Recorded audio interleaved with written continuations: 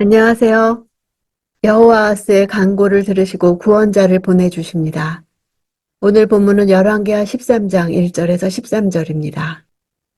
1절 유다왕 아하시아의 아들 요아스 23년에 예후의 아들 여호와하스가 사마리아에서 이스라엘의 왕이 돼 17년 동안 다스렸습니다. 여호와하스가 예후의 뒤를 이어 북이스라엘의 왕으로 즉위했다는 사실은 아합 왕가에 대한 심판을 성공적으로 수행한 예후에게 하나님께서 약속하신 사항, 즉 4대까지 왕의 계승에 대한 약속이 성취되고 있음을 보여줍니다. 3절 그래서 여호와께서는 이스라엘에 매우 화가 나셨고 이스라엘을 얼마 동안 아람 왕 하사엘과 하사엘의 아들 베나닷의 손에 넘기셨습니다. 북이스라엘을 침공한 하사엘과 아들 베나닷은 아람의 전성기를 이끌었던 왕들이었습니다. 하사엘은 8장에서부터 13장에 걸쳐 등장하는 인물로 잘못된 길로 치닫는 북이스라엘에 대한 하나님의 징계의 채찍과 같은 역할을 수행했습니다. 아들 베나다 3세는 부왕의 정책을 이어받아 북이스라엘을 침략해 들어와 가혹하게 탄압하는 정책을 편 인물이었습니다. 여호아하스의 통치 기간은 하사엘의 말년과 베나다 3세의 통치 초기에 속하며 이 기간 동안 북이스라엘은 아람으로부터 많은 학대를 받았습니다. 4절 그러자 여호아하스가 여호와께 은총을 간구했습니다. 여호와께서는 그 간구를 들으셨습니다. 아람 왕이 얼마나 혹독하게 이스라엘을 억누르고 있는지 보셨기 때문입니다. 여호아하스의 간구를 들으신 것은 궁극적으로 당신의 백성을 징계하시되 완전히 멸망토록 하기 위해서가 아니라 돌이켜 회개토록 하기 위해 징계하시는 하나님의 긍휼에서 비롯된 것입니다. 본문은 출애굽 당시 여호와께서 모세에게 하셨던 말씀인 동시에 신명기에도 자주 등장하는 표현입니다.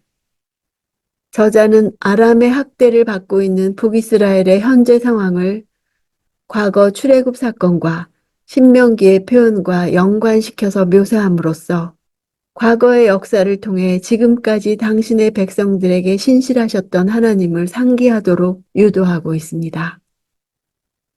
5절 여호와께서는 이스라엘에게 구원자를 보내주셨습니다. 그리하여 이스라엘 자손들은 아람 사람의 지배에서 벗어나 이전처럼 자기 집에서 살게 됐습니다. 본문은 사사기에 자주 나타나는 이스라엘 역사의 정형적 순환 패턴을 보여줍니다. 사사기의 죄악의 악순환의 패턴이 열왕기서에 다시 등장하고 있는 것입니다. 여기서 구원자가 누구인가는 여러 가지 추측이 있습니다. 그 중 하나는 여호아하스 시대의 왕위에 오른 아수르의 아다니랄이 3세일 것으로 추정합니다. 그것은 이 왕이 주전 803년경에 아람의 수도 다메섹을 공격하여 결과적으로 북이스라엘로 하여금 아람의 봉신에서 벗어날 수 있게 해주었기 때문입니다. 여기서 구원자의 이름을 말하지 않은 이유는 구원자가 이방나라 왕일 가능성이 크기 때문일 것이고 또한 구원자에 집중하지 않고 구원자를 세우신 여호와께 집중하기 위해서일 것입니다. 자기 집이란 앞절에 혹독하게 억눌린 상태와 대조되는 평안히 거하는 상태를 나타내는 관용적 표현입니다. 고고학적 발굴을 통해 볼 때 고대 이스라엘 사람들은 나라가 불안정할 때에는 평지에서 살지 못하고 언덕 꼭대기에 옹기종기 모여 살거나 요새화된 성읍에 밀집하여 살았습니다. 여호아하스 시대에도 북이스라엘 사람들은 아람의 세력권 아래 놓여 있었기 때문에 자신들의 주거지에서 살지 못하고 언덕 꼭대기나 요새화된 성읍에 모여 살았을 것입니다.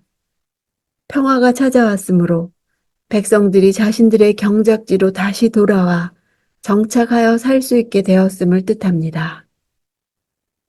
7절 여호아하스의 군대에 남은 것은 기병 50명과 전차 10대와 보병 1만 명뿐이었습니다. 아람 왕이 백성들을 짓밟아 멸망시켜 타작대의 먼지처럼 만들었기 때문입니다. 고대 근동에서 강대국이 약소국을 침범했을 때 취했던 정책은 대체로 두 가지였습니다. 먼저 그 하나는 정복자들이 정복당한 백성들을 노예로 잡아가고 남아있는 자들에 대해서는 정복자가 관리를 그 영토에 보내 다스리도록 했습니다. 두 번째로 정복한 나라의 왕을 그대로 세워두되 많은 조공을 바치도록 하는 정책이 있습니다. 아람 왕이 북이스라엘에게 한 것이 두 번째에 속합니다.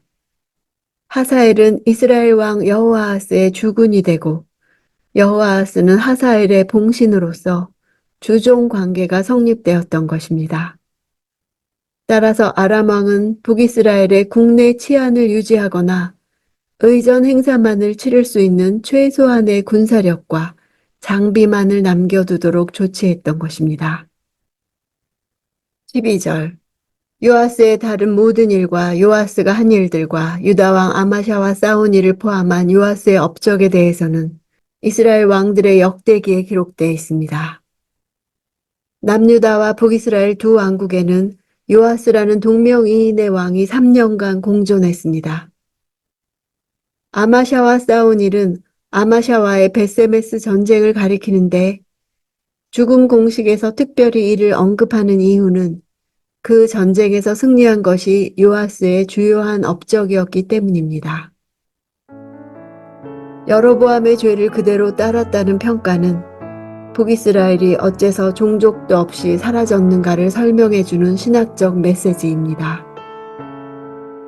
북이스라엘은 아버지에 이어서 아들에게 대가 이어져도 세대가 변천해도 심지어는 왕조가 뒤바뀌는 과정 속에서도 여로보암의 죄악을 근절하지 못했습니다.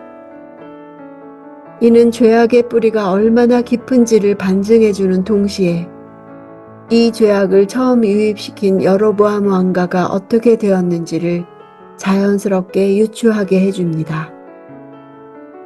그 가문은 하나님의 심판을 받아 다 끊겨지고 종족조차 남겨지지 않을 만큼 완전한 파멸을 당했습니다. 대를 이어 내려오는 악한 죄가 있습니까? 끊는 자가 있어야 끊어집니다. 진정으로 끊기를 원하는 마음이 있을 때 주님이 행하실 것입니다.